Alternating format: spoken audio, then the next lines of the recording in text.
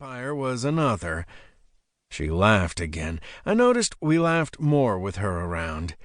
She was something, I thought, this wiry old woman, like a steel spring found in a junkyard.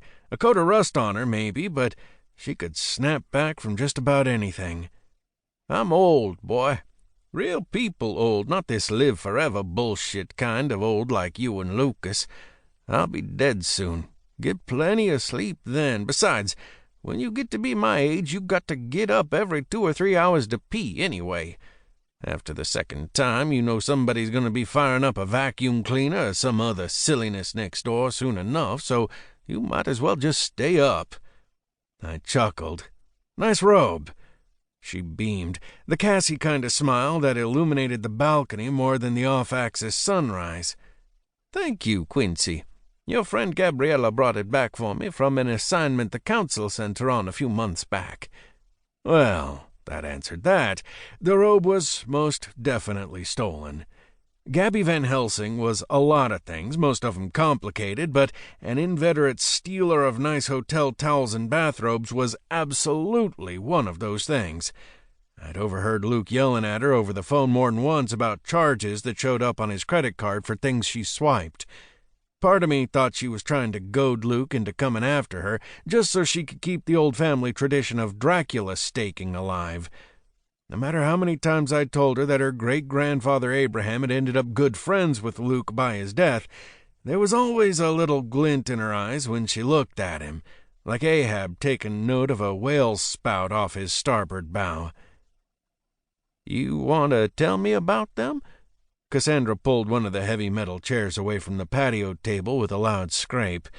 I winced a little, but felt along our mental link that Bex was still sound asleep inside.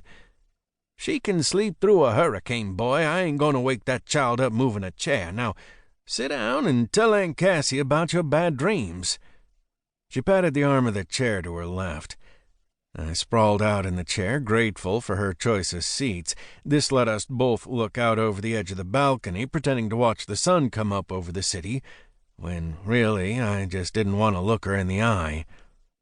"You know, I'm not much a one for talking about my feelings," I said. "I am well aware."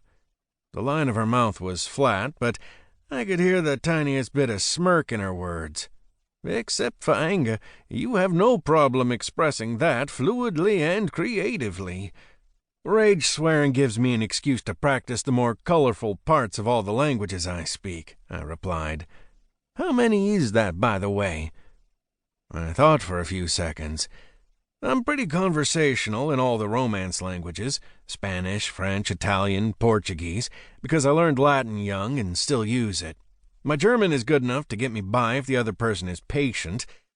I can manage to order food and find a bathroom in Mandarin, Korean, and Tagalog, and I curse fluently in Hebrew, Arabic, Turkish, Persian, and Hopi. I guess with a week or two of practice, my Khmer would probably come back, but that's one I'd rather not visit.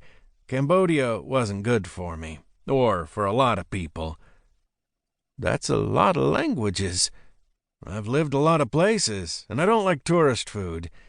You left out Enochian and any of the divine languages. Humans can't really speak Enochian.